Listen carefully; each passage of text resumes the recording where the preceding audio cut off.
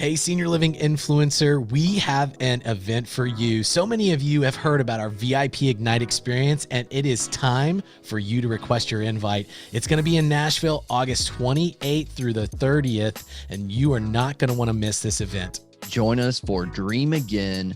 Check out VIPIgniteExperience.com to request your invitation. We hope to see you there. You're listening to Bridge the Gap Season 5, a podcast dedicated to informing, educating, and influencing the future of housing and services for seniors. Powered by sponsors AccuShield, Connected Living, Hamilton Captel, Inquire, One Day, LTC REIT, It's Never Too Late, Meridian Capital Group, Solinity, The Bridge Group Construction, and produced by Solinity Marketing. Welcome to Bridge the Gap Podcast, this Senior Living podcast with Josh and Lucas. We are in sunny Orlando at the FSLA conference with one of the board members here and a BTG ambassador. We welcome Damon Thomas to the program. Glad to be here. Yes. Great to see you again. You know, it's been many years since I've seen you, but fond memories of being here in Florida and rubbing shoulders with you. You are an incredible advocate for the industry. And, you know, you didn't just start yesterday. No. You've been at this a little while. You started very young, right? Yeah, but see, the Grays are here now. We all got them. We all got them. You know, you've dedicated your entire career, really, to the senior housing industry. How did you even get started in senior living? Well, went to Bridgewater State College, the Harvard of Boston, and after I graduated there, I went to physical therapy school with a gentleman by the name of Chris Gay, who you all may remember. Yeah. We went to physical therapy school. After physical therapy school, they were paying nice sign-on bonuses back in the day, and they said, "We'll send you anywhere, and this is how much money we'll pay you." And Chris Gay and I jumped in a truck and ended up in Anderson, South Carolina. Two Bostonians with heavy accents in Anderson, South Carolina. So we're the therapy group after we worked in therapy for a while. They changed the reimbursement rates, and they weren't really favorable. We weren't excited about it. Chris Gay left, became an executive director in a building in Hendersonville, North Carolina. He called me. Needed a salesperson. And this is the part that bothers me to this day. And Chris, if you're listening, I love this story. I filled the building, he got promoted. How does that work? No comment there. No comment. Yeah. Mm-hmm. And I know Chris is going to say it's not true. It's totally true. Well, you continue to rub shoulders with your buddy Chris. I think you guys then moved on Emeritus. There was Brookdale. You've really gotten to see a lot of different experiences with big operators. You're now in a new role at Elegance, and we'd love to dive into that in just a moment. But give us some perspective, because you've got that, right, is that things have changed, and it's not just 2 years of COVID. A lot of things have changed. The relationships between owners and operators, REITs and operators, private equity and operators. There's a lot of change in the marketplace. Can you unfold some of that, of your personal experiences? So Emeritus in Brookdale is the start of my career predominantly, about 16 years. And the day the announcement of the mega merger was my wedding. And so, you know how when you walk up the aisle, pick a side? So we had one side of Emeritus, one side of Brookdale. It was a very interesting wedding, to say the least. We had a lot of fun. But that's where it all started. And I love the relationships that I had. Got a lot of great education. And after the mega merger, it became really difficult. I saw a lot of great people. And this isn't a dig on either organization, but a lot of great people get pushed to the wayside. And some of them, quite frankly, it was great, right? We talk about Chris Gay as an example with Vitality. We talk about Chris Hyatt as an example with New Perspective. I could go on and on. But everyone in their own way. Chris Belford went to a REIT. I believe he's back in the ALF world. Justin Hutchins was involved in that. He's in the REIT world now. Right. I mean, everyone. So it went from after that mega merger where it exploded our industry, and so you have the big, you have the small, you have the just dabbling in it, and then you have a lot of people also playing in the referral business as well. So lots and lots of changes. And then you hit on it briefly, is the change in the REITs, in the private equity, in the relationships in the field, and the way those are structured. It's been a lot of fun over the last couple of years, to say the least. Well, talk about the relationships a little bit, because I feel like that's becoming kind of this under the surface, bubbling. You hear it in maybe the hallways, talking about the relationships and the improvement in the relationships that need to happen between ownership and operators, ownership and management. But we're still not hearing a whole lot of it out actually in panel discussions or publicly talked about. So can you elaborate a little bit on that from your experience and maybe what you're hearing and maybe some of the insight? I mean, you've got so much experience. How do you see a path where we can improve some of that? It's tough, right? One of the reasons why you don't hear about it a lot is because you're damned if you do, you're damned if you don't situation. It's however, if you go into the relationship with good conversation and you come to a lot of those early agreements early, they can be very good relationships. In the earlier part of my career, when this was all new, I mentioned Justin Hutchins earlier. Justin, I think, was the one who launched out into the world on the REIT side first with NHI. And then if I remember correctly, and I think this is mostly accurate, when Justin left, Eric Mendelson went into NHI after Justin. So now you got two ALF guys with experience in the REIT world. And then Justin just exploded. He's with Ventas now. He did some things across the sea, or whatever. So wow, that really disrupted the business, because now our capital partners have a lot of knowledge that they didn't have before. If you remember in the past, the way it was that we get a certain management fee, or however it's done, and then they drive away. We take care of it. Boy, those were the good old days. Now, if you get Justin across on the other side of the phone, or I had Brian Voss, who was also emeritus. I had Chris Belford, who's also emeritus. It gets a little bit more challenging. Now, those fellas are great, okay, but it's an interesting discussion when they know what the heck they're talking about. You can't just come to the conference call thinking you're going to BS anybody. So now, today, the triple lease, you're seeing those go away. The performers are a lot different now, everything the way it's been written. And a little bit of middle part of my career, without naming names, there were some really more difficult relationships. Whereas I was over Texas and Florida, as an example, with an organization, and one of the partners wanted me solely for Florida. So I did it for the operator, said, sure, let's do this. And I did it for the operator for the deal because it was a good one. However, my new partner was the REIT, and everything wasn't rainbows and unicorns. And so that's why, so when people say, I bet you all hear this a lot, why so much turnover in assisted living? Well, at the end of the day, it's easy to make moves at the community level, but what they don't know is everything else that's involved. It looks like an ED, a salesperson, or this or that, and it's pretty simple. Oh, heck no. There's a hell of a lot more behind the scenes.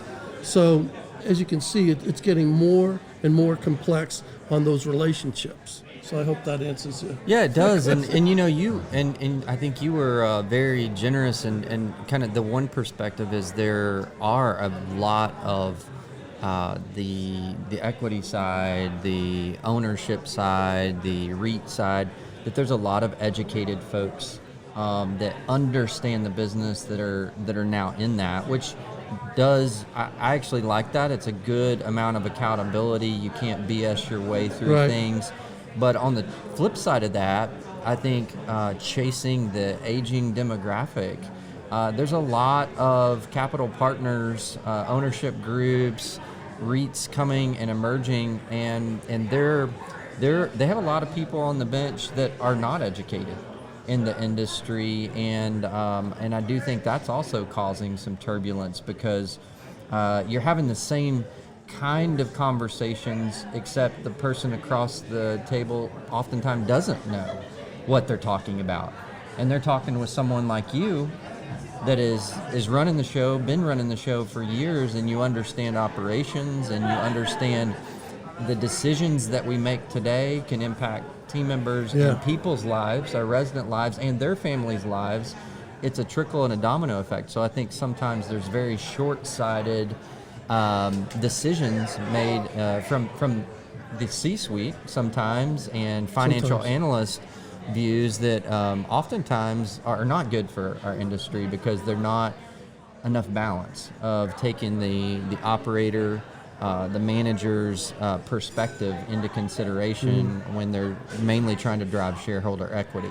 And I think that's a real balance, because we've got to drive, there's a business side to the business, there's a human side to the business, and it's got to be kept in balance. And I think if we can figure out where those checks and balances need to be, that's probably some of the secret sauce in there. That's way over my pay grade, but it feels like it. Do you have any thoughts on that? Yeah, well, I will say everything's improved tremendously. One of our lenders is Providence One. Our relationship is fantastic.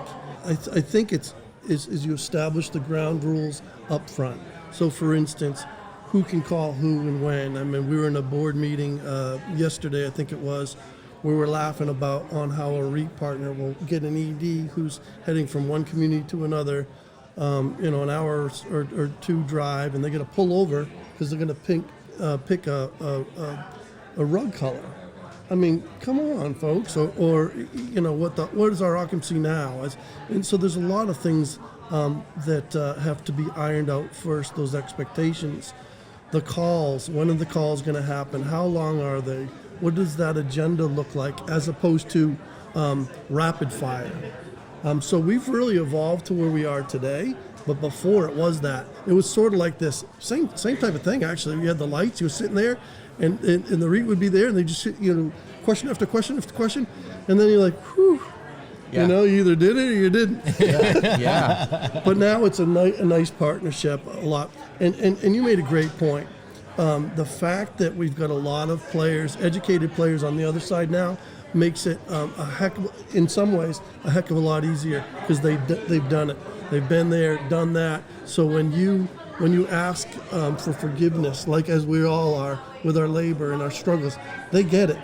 They get it. They've been there to wash the dishes, to cook the meals when no one else has. So. Absolutely. So changing gears just a little bit, a man that wears a lot of hats, you're on the board for the Florida Senior Living Association. Our listeners can probably hear a ton of excitement, background noise as we're getting here to actually see things going on. A lot of energy here. Yeah. This association, the board's doing a great job, so kudos to you guys. So some of the major challenges facing our industry, I'm sure, with as much senior living is happening in Florida, it's like the epicenter of trying to problem solve some of these. So as a board member, as a board group, what are some of the key things like on your table right now to help your association, to ultimately help your members with right now? Can you speak to that any? As far as what the board, what we need to do to help our folks? That's right. Well, let me do this first, if I may. First is I would recommend that anyone who isn't with the Florida Senior Living Association, that they really take the time to join. And the reason why is because of the networking, the friendship, the leadership, the legislative support that we're doing in Tallahassee, and the resources. These guys have an intimate knowledge on what's going on in the industry, so that they are basically our protectors and our advocates. So first off, I've got to put that plug in, because if I don't, it would be wasted. Having that been said, one of the things that we're doing right now, one of the big items is that we're looking into is tort reform. An average claim, I think this is correct, an average claim for an assisted living for a slip and fall or whatever payout is about $250,000. Wow. for an assisted living resident slip and fall. Ask me how much it is for an independent.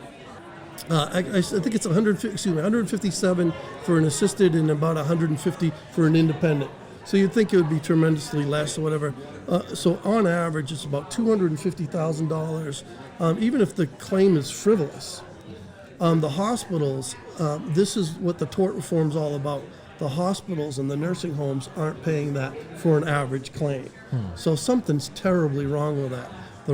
One of the reasons why it's that way is the doctors have incredible insurance. The hospitals have multiple lawyers. We don't have the deep pockets, and that's why everyone's coming at us. So the tort reform is a big issue. Yeah, we could probably have 2 or 3 episodes about this. It's Absolutely. a very complex issue, but you're exactly right. And what people don't realize, and I think even, largely our show, the listenership is the decision makers, which a lot of them get it in our industry. But a lot of people that don't get it is the consumer side of the audience, the residents and their families, because, they're seeing cost of care increase, which means accessibility for them is decreasing. And so what they don't realize is that a lot of issues like this that we're really pushing for is pushing their cost of care just to an unaffordable rate. And that's what the operators to stay in business are going to have to pass along this increased cost. So. Well, what about, this was up your alley, what about when everyone had to add generators? Yeah. We didn't just go, let's just add a generator. Yeah. No offense to former Governor Scott, but that was a heavy lift. It got him where he wanted to go. But boy, for the ALFs, it drove out a lot of providers. And that was just one example. So think about these things that keep on getting added to our plate. And I'm just glad to see our industry thriving again. We've got a nice runway of success coming on. Our censuses are starting to come back strong. Our rates coming back strong. But we've also been through a lot. So after we're just shelling out money, and then we're in the pre-pandemic, pandemic, and now we've got this these layers of COVID that keep coming back. Sure. So it's like we're just taking one hit after another. Yeah, well, great reason to get on board here with the Florida Senior Living Association. We can firsthand attest, not all state associations are created equal. And we've been very impressed with the content, the education, the networking, as you said, and building those relationships. It's extremely important, whether you're an experienced operator, there is so many new operators popping into the market, and it would be scary to think entering into this environment without an association and friends and networking to help at the legislature. So thanks for joining us today. Hey, thanks for having me. Yeah, it's exciting. We'll connect our audience to you. Damon Thomas, thanks for spending time with us today. Vice President of Operations at Elegance Senior Living and a Bridge the Gap ambassador. Thanks for championing the efforts of the entire industry and also the podcast. We're going to make sure that we connect our audience and all the friends and people that already know you in the show notes. People can go to btgvoice.com to download this episode, read the transcript, connect with us on social. And thanks for listening to another great episode of Bridge the Gap. Thanks for listening to Bridge the Gap podcast with Josh and Lucas. Connect with the BTG Network team and use your voice to influence the industry by connecting with us at btgvoice.com.